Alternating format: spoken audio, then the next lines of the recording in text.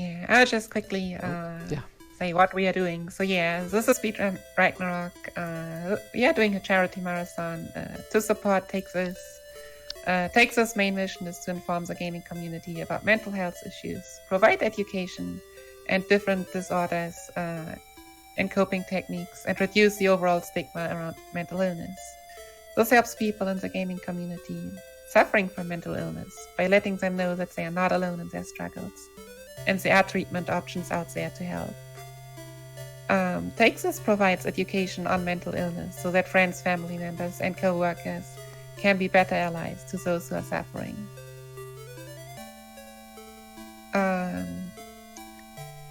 So as you might have seen, our original donation goal was 1,500, and even the second one of 3,000 we smashed really quickly after almost 24 hours only. So we raised our goal to $10,000, which is equivalent to one of the so-called the cost for one of the so-called AFK rooms that Texas puts up at several locations. Like usually they go to, for example, conventions like PAX and so on. And yeah, AFK rooms provide convention attendees with a professional staff safe space where they can regain their calm and talk to a clinician if need be. They are open to anyone who needs them, usually during the main event hours. So it's a really great thing to have, definitely. I forgot, but I remember that some of our works also really had great experience with it. And yeah, that's what we have come together for this week. All right. Yeah, I usually volunteer out at PAX West and help out there, and it's always really nice to see the Take This folks. And it's a really intense experience, so it's really fantastic that they're there for the people that need to take a minute, get away from all the noise and stuff going on, and just wind down for a second somewhere quiet and calm. They really are doing excellent things and making it possible for a lot of folks that would otherwise probably have a hard time making it through some of these big conventions.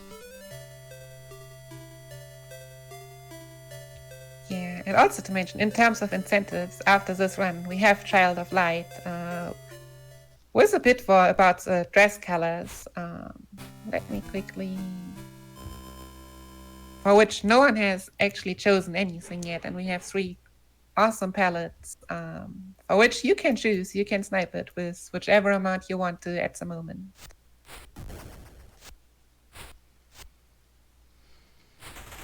That's definitely a great thing to look out for. All right, well, are we ready to get this run rolling? Yeah, I think we're pretty good on time. Cool.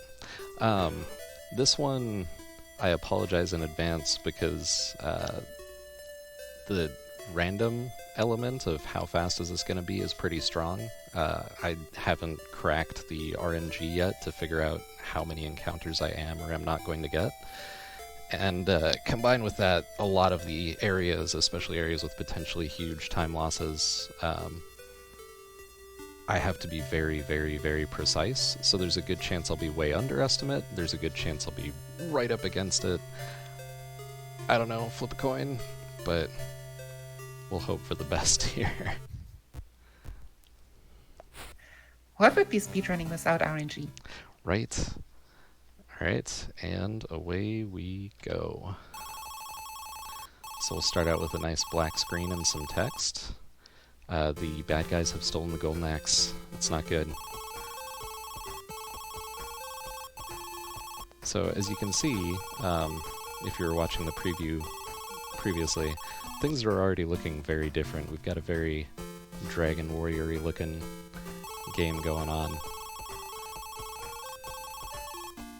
I like how I just walk up to the king. I'm like, yeah, I know what I'm doing. So we're here in the castle of Firewood. We're gonna voyage out into the wild, crazy world, and we're already in an encounter, and that's very discouraging, to be honest. In a perfect world, I make it from the castle to the cave with no encounters. And we're already 2 in, so you know it's going good.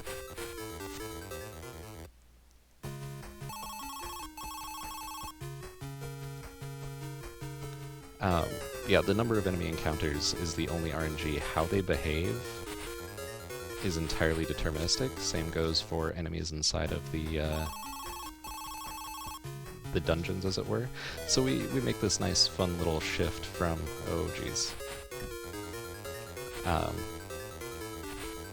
top-down RPG to basically another fighting game. Oh, Cosmotic, if you played this game, I'm sure you're just so full of so many different types of memories right now. This is insane. I haven't had this many encounters on the way to the cave, I think, ever.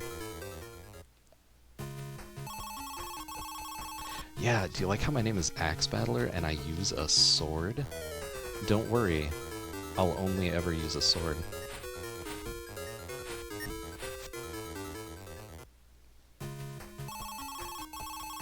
Yeah, this is the Zelda 2 Golden Axe knockoff. There's also a Zelda 1 Golden Axe knockoff. If you're into that, Golden Axe Warrior.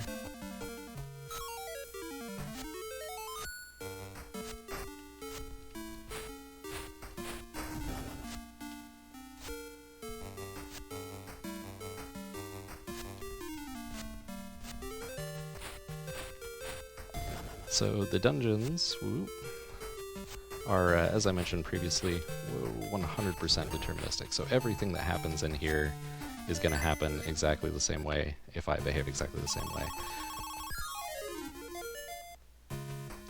Yeah, it looks very, very Dragon Warrior until you get going.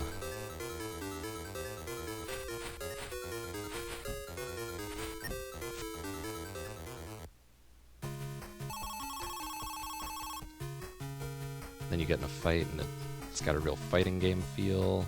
And then you get in a dungeon, and all of a sudden, got a kind of ActRaiser thing going on. Yeah, so the bomb, if I had actually bothered to talk to anyone, but it's an RPG speedrun, sort of, so we're not going to talk to people. That's just silly. There is a town to the east that is surrounded by mountains that we are coming up on right now. So of course, the only way into this town, we're just gonna take the hit, is to huck a bomb at the mountain while facing the other direction, just blow it up. Because cool guys never look at explosions. And because it's kind of an RPG, there are training dojos where you can learn new powers.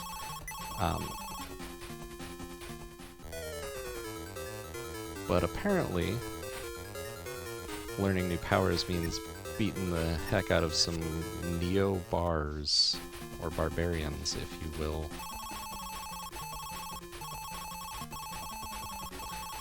Now I can jump super high. It's totally useless in normal combat, but 100% required to get anywhere, so... whatever.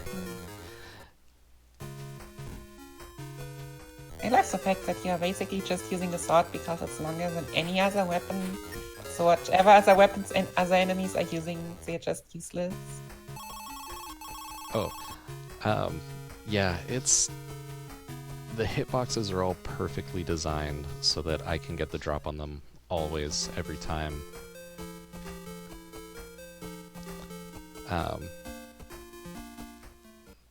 Yeah, so the people in the town, who I once again didn't bother to talk to any of them, are actually very excited I blew up that mountain, because they've been trapped there for, it's not said how long. I would assume long enough. As an added bonus, that's the city of Firewood, which doesn't make any sense because the castle's way across a river and, you know, not in the circle of mountains.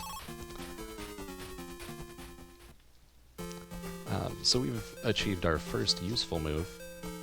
This move is kind of terrible. The range is a little bit longer than your normal attack, but you can only use it while crouching, and it does 2 damage, so it helps speed up fights.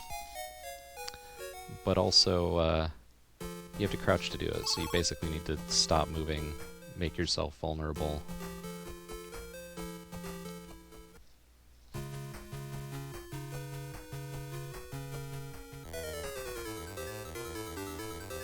But as an added bonus, fights go a lot faster.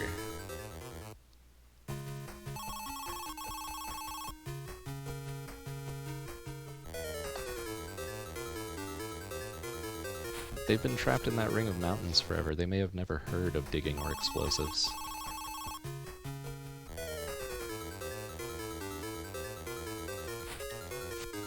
So now, if I had bothered to talk to anyone inside the town, there are some monsters in the town called chicken legs, which I will be fighting some of later, and they're kind of implied to be livestock in that town. But there's one that, weirdly enough, can talk and informs me I need to get the crystal from the Peninsula Tower. So I'm here to do that. But mostly get wrecked by ghosts.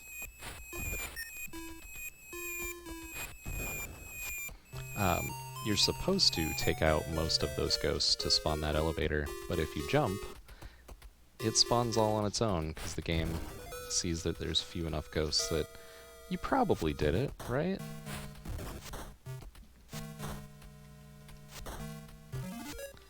So my health is really good. This is one of those... Speedrunning this involves a lot of... Oh geez, that's not what I was looking for. A lot of making decisions on whether or not it's a good idea to use continue abuse or to stick with the number of faces that you have. Oh, so your ability to cast magic in this game, which I almost never use, and your currency for staying in inns are magic faces that you get from defeating enemies. Weirdly enough, every single barbarian in the world always carries one magic vase. Apparently it's plural.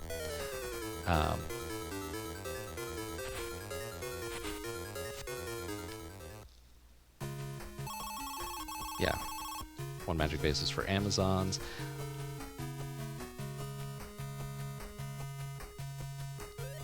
It's a weird world.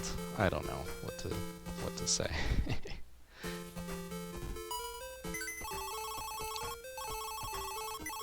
You shall never question game logic. Yeah, I don't think super hard about it. Amusingly, you need at least 2 vases to cast a spell, so all of them, the barbarians and the Amazons out there, could never even cast any magic. Not that any enemies in this do.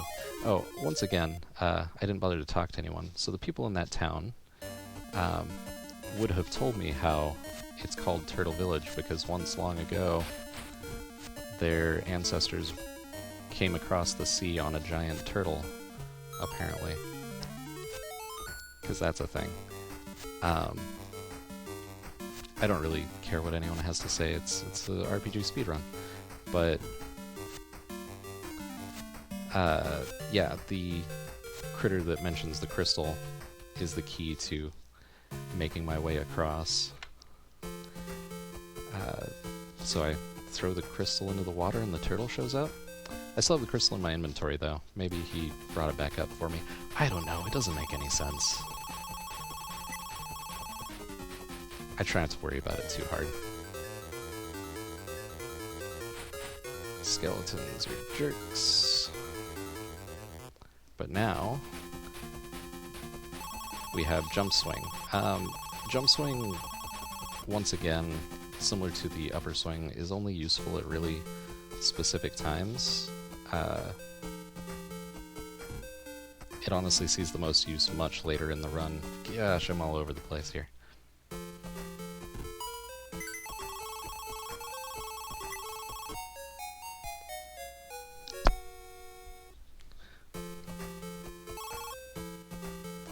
Alright, hopefully healing there was worth it. So we're entering into the Desert of Death from the town of San Marrow.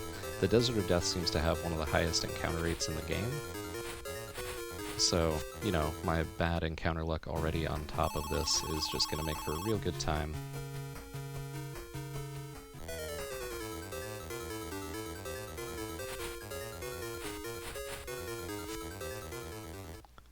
Have those hitboxes look like they did not intersect and I was cheating?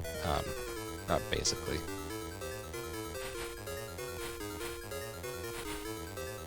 The hitboxes are a little weird for some of these encounters. And it's very, very important that you take advantage of it, because otherwise you will get destroyed. By this guy, for example. Oh, jeez. Apology. Yeah, well, the whole world's pretty bad. I mean, it's just barbarians and Amazons and literal walking skeletons everywhere.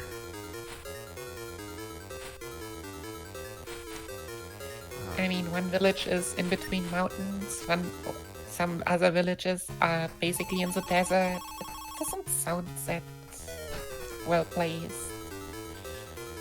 Yeah, no one made any good choices when settling these places. Oh, yeah, right, between mountain and ocean. And ocean is also a problem if you don't have ships. Which apparently we don't, because we need a turtle to travel through the water. So here we come across this pyramid. If you were playing the game for the first time, it doesn't indicate that you're supposed to do this ever. So we're just going to ignore that whole thing. There's an enemy that we only encounter in there. There's 2 different enemies we only encounter in there, and we're just never even going to see them. That's fine. No biggie.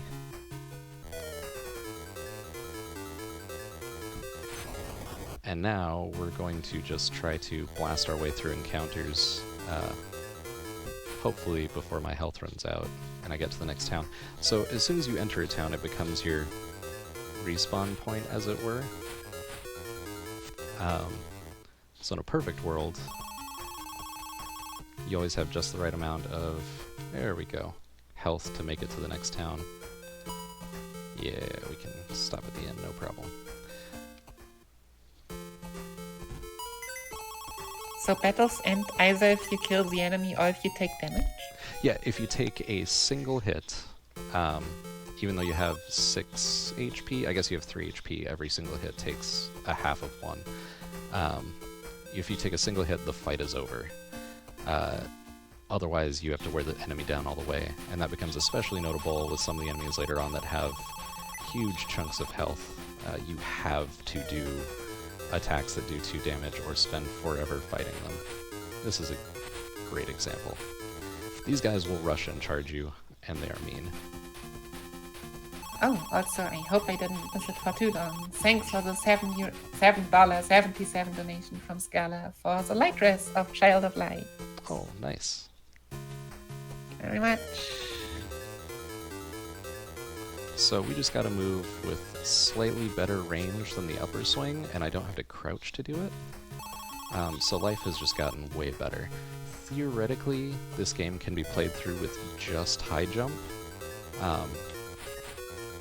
I don't ever want to do that. Ever, ever, ever. Oh yeah, the bad bra. They're great. I'm curious what the bra is meant to be short for. Like, is it meant to be bro or bra? I don't know.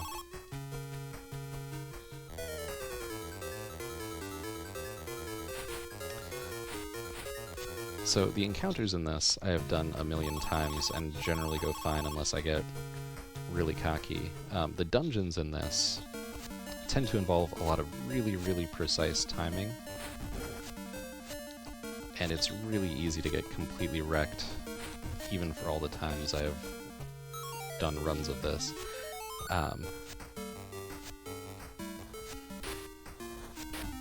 Like that. That's not what you want to see. Or that. That's okay.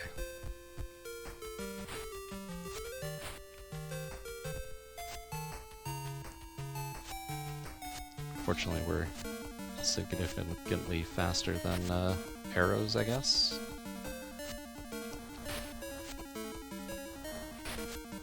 I try not to think too hard about how things work in this world. Oh, that's bad. That's real bad.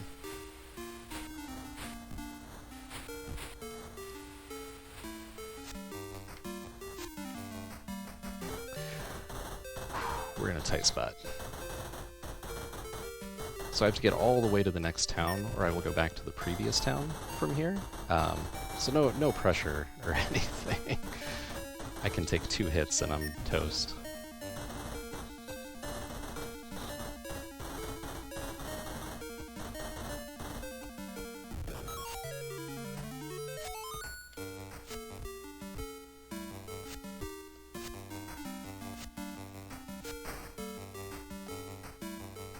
Cool.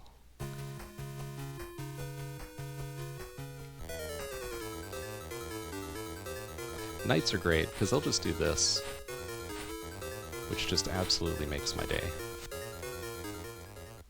You can only be hit by a knight if you walk into it. It's pretty wonderful. Also, apologies, because I jump every fight. It's a weird nervous tick. I did it when I was a kid. I do it now that I speedrun it. It's one of those, I can do an input, so I'm gonna do an input. Oh, the base spells? Yeah, I guess it's worth mentioning. I don't know if this is gonna come through at 60 FPS. The base spells are very potentially seizure warning. I'll try to give a heads up when I'm going to be doing future ones. I apologize, I completely forgot to do on those ones, because they are pretty rough on the eyes, and I should be using at least a couple more before the run's over. So, sorry about that. That's my bad.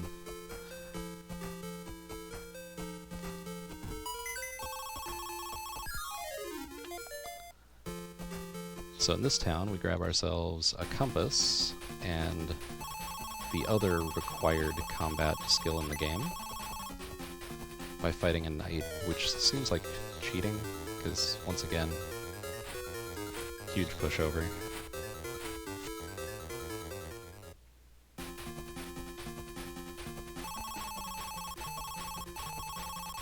Also, RPG Mel, shame on you for that pun. Wow. Wow.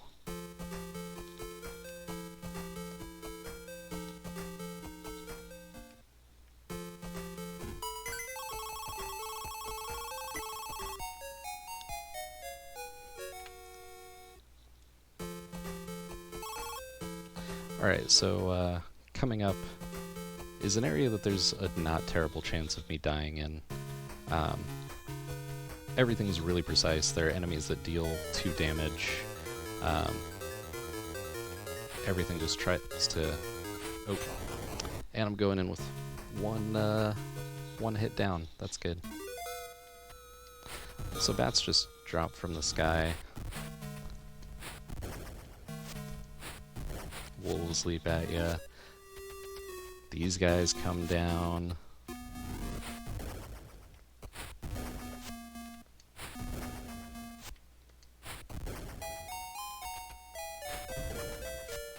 These enemies that just wander up real quick deal 2 damage.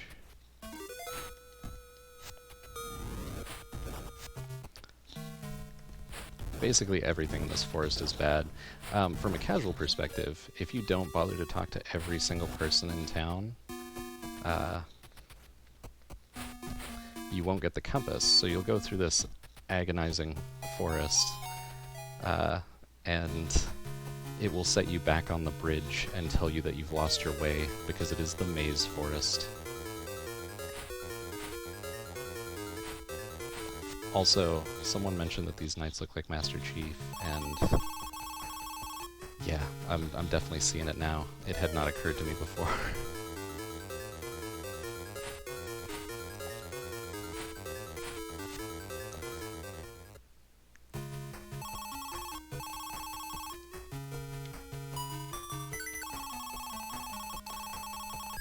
Alright, so we get the same impressive music for the fruit as we do for the bomb, because the fruit's very important. Believe it or not, the fruit is incredibly important, but yeah. because I've been to the town previously, I can hopefully... Yep. Fights almost always trigger on bridges. Warp back to the town by taking a continue here. Just a little speed tech thing in the game. To optimize dialogue, I have to hold down on 2 and mash 1, because the dialogue will only scroll faster if you're holding a button, and it will only advance if you hit a button. Fortunately, the Power Rangers runs have me hitting 2 and 1 at the same time all the time, so my hand is in the exact same position. It's wonderful.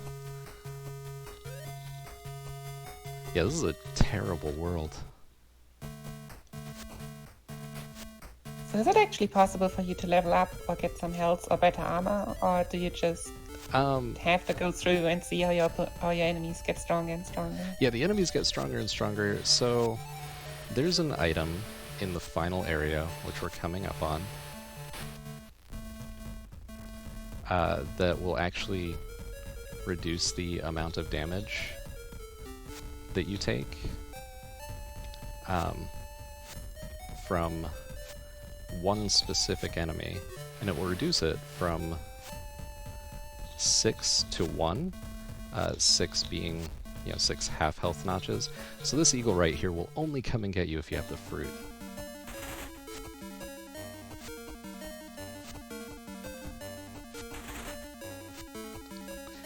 So yeah, there's a one-hit kill enemy in the final area that you can get an item that will take it from one-hit kill to normal damage. Is the boss dangerous enough that we will need it? Hmm? Is the boss dangerous enough that we will need it? No, honestly, so the problem is they instant kill you. You only might encounter them. You're not guaranteed to. They're only really scary right here, because if I encounter them before I get to the town, they have a chance of...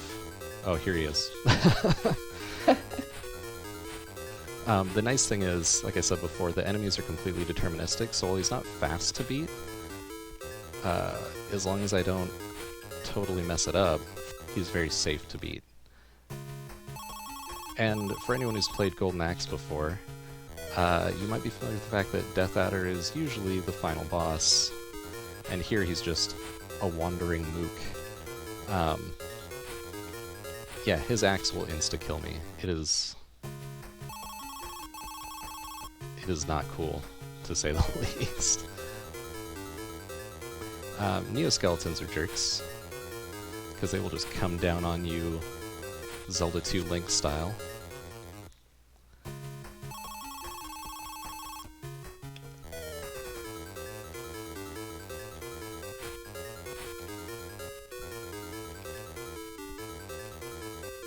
Dude, back off.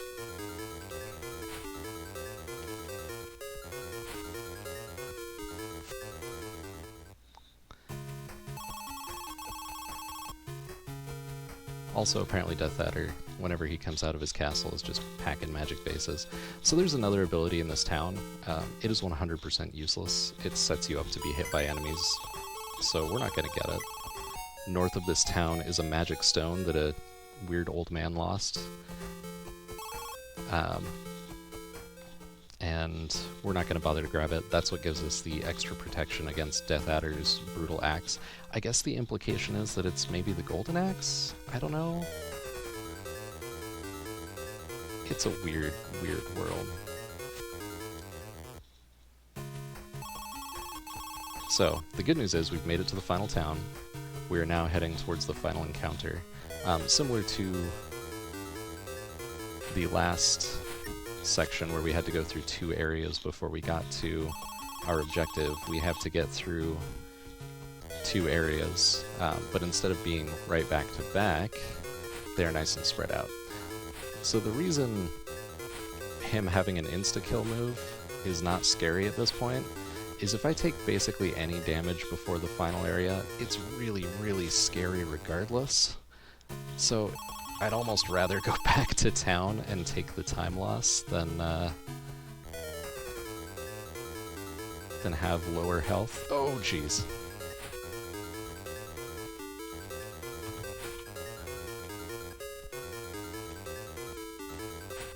Oh, thank goodness. Okay. We're okay.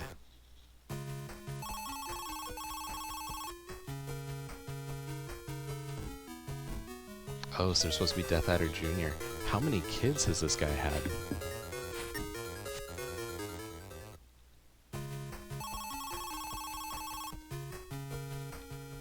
Probably all clones. Just Star Wars like.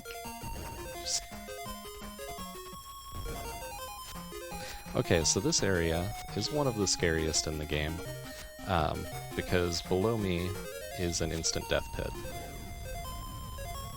And those avalanches, as I discovered once the hard way, if they're even still on the screen in that area, will just drop you straight through the ground to your demise. Upcoming is a magic flash, so apologies in advance, the screen's gonna flicker again. And there's one coming up very shortly again after this, so right here.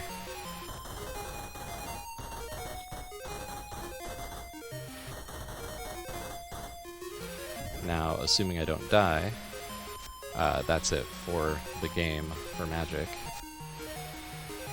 I say as I almost fall off. Oh, this is not good. Not good, not good. Okay, we made it. That will drop me down, not to an instant death pit, somewhat mercifully, but an area I need to climb back up from if I do drop down. And get out of here. Enemies, particularly the skeletons, and especially the Neo-Skeletons, will potentially attack after I've already defeated them. So, if I walk towards them after I've already knocked them down, I can potentially take a hit right to the face, and it counts as taking a hit. I lose health, and I don't get any magic bases for the fight, even though I beat them. But at this point, magic bases are kind of useless anyway, so... Because if I wind up back at the ice cliffs, I will have had plenty of encounters on the way there anyways. Yeah, everything in this game, like these enemy encounters, if you don't know exactly how to handle them, especially the side-scrolling areas, you have to know exactly what you're doing going into the side-scrolling areas. It's one of those, it's a great game on the Game Gear as a kid because it takes forever to figure out every single little step of the way. You know, back when you could afford one game every 6 months, this was a cruel and vicious one, but once you learned exactly what to do, it's at least consistent. You could learn exactly how to do it.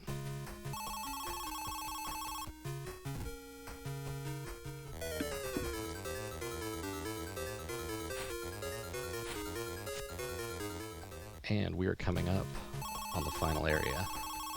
Finally. So this area, every surface, has spikes. All the time. Because if you were Death Adder and had a castle, why would you not have spikes protruding from every surface on a regular interval?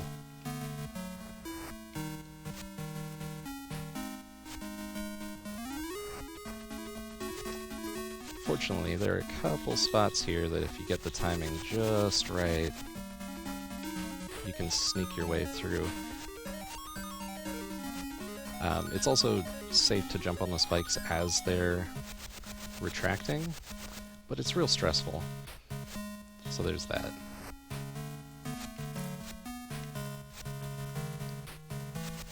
Also, I feel like those platforms with the spikes on them have eyes. Now here is the scariest part of the run, of course right at the very end of it. If I get knocked off of here, I wind up all the way back at the beginning of this brutal castle. Like that.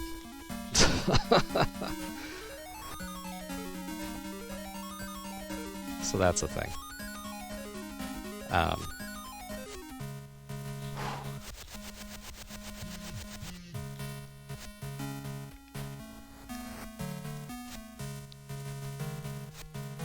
The good news is it happened right at the start, so we still have pretty much full health.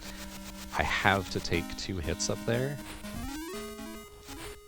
Sometimes 3 if I'm not very lucky.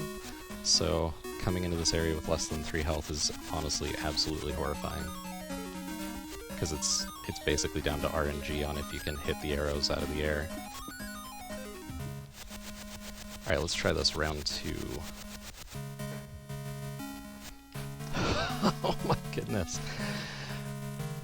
Oh. I hope everyone likes these red Final Castle jams, because we're going to be hearing them for just a minute longer.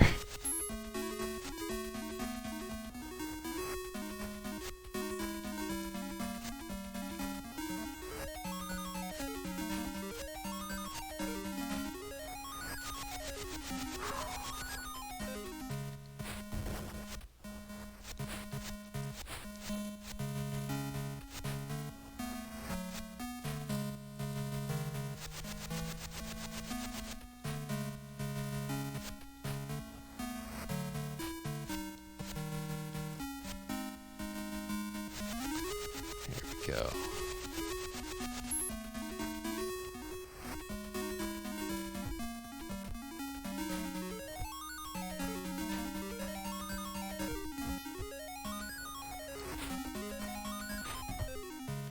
Alright. Looking good. Believe it or not, that is the looking good version of that.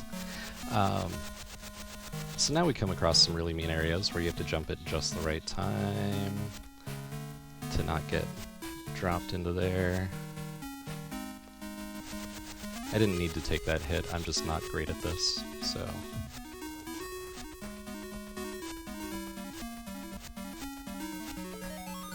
There we go.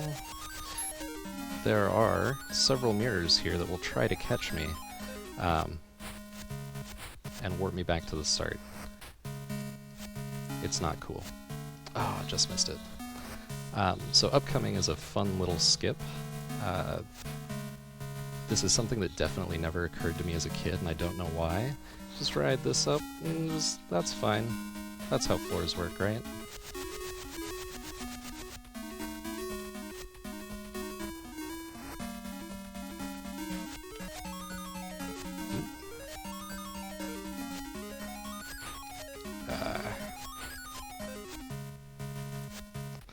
And we're just going to wait out this cycle, because I don't want to take those right in the head.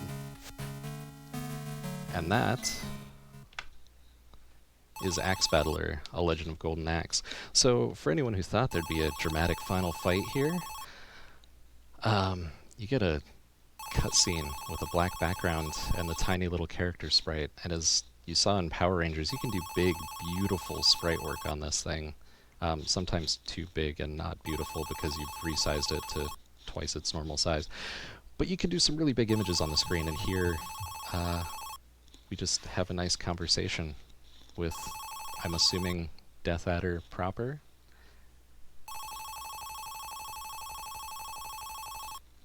So I think we're a little ahead of schedule if we want to let the music here at the end play out. There's some really beautiful tunes. Yeah, sure. GG also, we have... Oh, thank you. Definitely enough time for that. Yeah, that actually went not too bad for all the problems in the final castle there. Usually it goes a little smoother than that, but this run can be pretty finicky. Who doesn't love like 6 or 7 encounters on the way to the first village after saying that you can make it with 0? Yeah, I've seen everything from, like, the Desert of Death is a particularly bad one, because I've had an encounter literally on every other tile on the way to the Sand Pyramid. It's just positively heartless.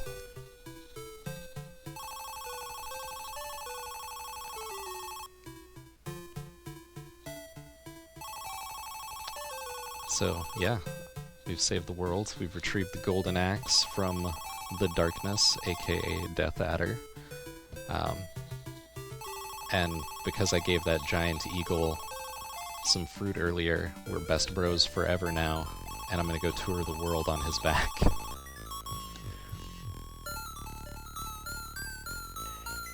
We destroyed the castle without even killing anyone. Yeah, I slashed Death Adder so far hard the entire castle just completely blew up. Yeah, no, this...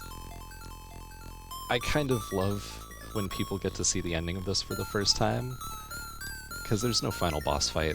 After all this, like, brutal, intense, really precise enemies and platforming that's just mean, you get a polite conversation, some flashing on the screen as I cut the darkness, and then I'd fly around.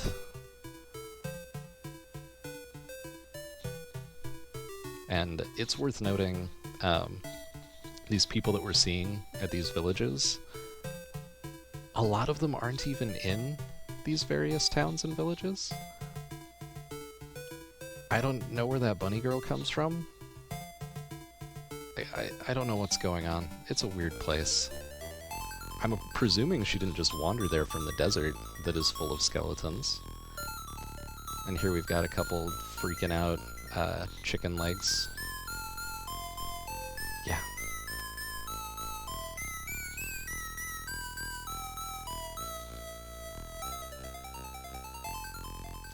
The mountain's back, by the way, so it's a bummer for these guys. Might actually become the never-ending story. I mean, we didn't kill anyone. Mountains are turning back. What else is that evil castle just doesn't appear somewhere else, or even at the same place again? So I don't remember a big turtle being inside. Sorry. I feel like the never-ending story must take place much, much later, because, I mean, all the skeletons at that point have wandered off. I don't recall dozens of sword-wielding skeletons in Never-Ending Story. I could definitely be wrong, though. It's been a little while. Or maybe it's in an area we haven't visited yet. Yeah, we don't seem to actually encounter a whole lot of the world for being this giant world-spanning quest. But that's it. That is the end. Yeah, Cosmotic makes an interesting point. We get this nice black screen to represent defeating the darkness. Turn the console off and the darkness returns. Well, I hope everyone enjoyed that. Honestly, it went a lot better than I thought. I was really worried I was going to get utterly destroyed by some of the really precise platforming stuff, but went pretty good.